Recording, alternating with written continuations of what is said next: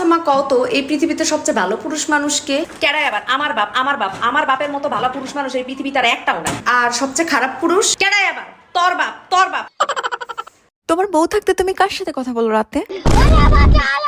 তোমার তো হাজবেন্ড আছে, আর যে বেচারি হাজবেন্ড নাই সে বেচারি কার সাথে কথা বলবে?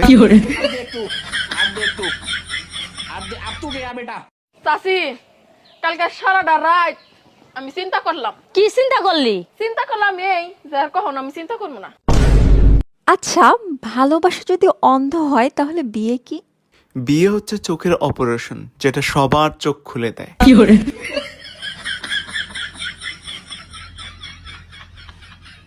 আচ্ছা, আমি কি মোটা? না, বেশি না তো। বেশি না মানে আমি মোটা? না, মোটা না, তুমি একদমই মোটা না। তার মানে আমি চিকন?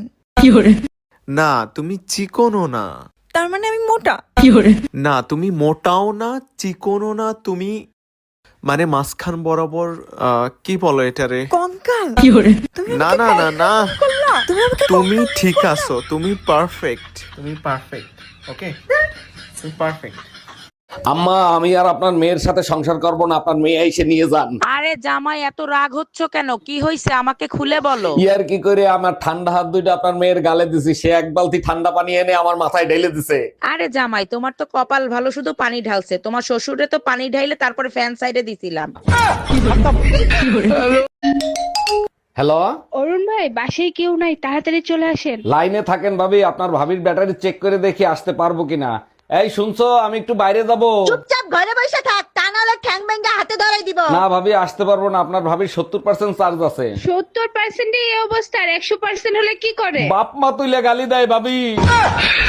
ভাইয়া, সিঙ্গারার ভিতরে আলু দিছেন তো? না আপু, সিঙ্গারের ভিতর সিমেন্ট ঢুকাই রাখছি। কি যে বলেন না ভাইয়া, শুধু মজা করেন। মজাটা শুরু করছে কে? আচ্ছা ঠিক আছে, 4টা সিঙ্গারা দেন। ঠোঙ্গায় দিব না কাগজে দিব? আমি মেমোরি কার্ড দিচ্ছি, তার ভিতরে দেন।